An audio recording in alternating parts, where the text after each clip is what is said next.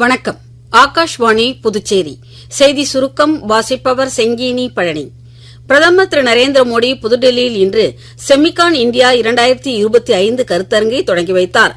இந்நிகழ்ச்சியில் பேசிய பிரதமர், இந்தியாவை உலகம் நம்புகிறது என்றும் இந்தியாவுடன் சேர்ந்து குறைக்கடத்தி எதிர்காலத்தை உருவாக்க தயாராக உள்ளது என்றும் கூறியுள்ளார். இந்தியாவின் மிக சிறிய சிப் உலகின் மிகப்பெரிய மாற்றத்தை ஏற்படுத்தும் முன்னால் வெகு தொலைவில் இல்லை என்றும் பிரதமர் கூறினார்.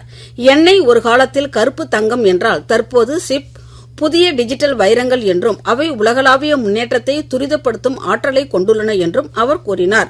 3 நாட்கள் நடைபெறவுள்ள இம்மாநாட்டில் நீடித்த செமி கண்டக்டர் சூழலியல் நடைமுறை, இத்துறையில் அதிகரித்து வரும் முன்னேற்றங்கள் போன்ற பல்வேறு விஷயங்கள் குறித்து விவாதிக்கப்பட உள்ளன.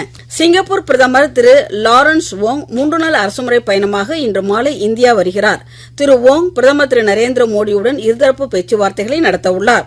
திறன் மேம்பாடு, நிதி மற்றும் டிஜிட்டல், சிவில் விமான போக்குவரத்து, விண்வெளி ஒத்துழைப்பு மற்றும் கப்பல் போக்குவரத்து உள்ளிட்ட பல ஒப்பந்தங்கள் இப்பேச்சுவார்த்தையின் போது கையெழுத்தாக உள்ளன. திரு வோங் குடியரசுத் தலைவர் திருமதி திரௌபதி முர்மு, வெளியுறவுத்துறை அமைச்சர் டாக்டர் ஜெய்சங்கர், மத்திய கல்வி அமைச்சர் திரு தர்மேந்திர பிரதான் ஆகியோரையும் சந்திக்க உள்ளார். வியட்நாம் தேசிய தினத்தின் 80வது ஆண்டு நிறைவை முன்னிட்டு வெளியுறவுத்துறை அமைச்சர் டாக்டர் ஜெய்சங்கர் வியட்நாம் வெளியுறவுத்துறை அமைச்சர் திரு லீ ஹோய் ட்ரங்கிற்கு வாழ்த்து தெரிவித்துள்ளார்.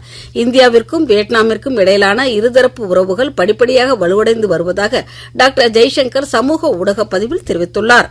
புதுச்சேரி சுதானா நகர் மேல்நிலை நீர்த்தேக்க தொட்டியில் பராமரிப்பு பணிகள் மேற்கொள்ள இருப்பதால் நாளையும் நாளை மறுநாளும் மதியம் 12 மணி முதல் பிற்பகல் 2 மணி வரை சுதானா நகர், துலுக்கானத்தம்மன் நகர், அங்காளம்மன் நகர், அன்னை தெரேசா நகர், அரவிந்த் நகர், நேத்தா நகர், திருமகள் நகர், மக்கள் நகர், நயினார் மண்டபம் மற்றும் அதனை சுற்றியுள்ள பகுதிகளில் குடிநீர் விநியோகம் தடைபடும் என பொதுப்பணித்துறை அறிவித்துள்ளது.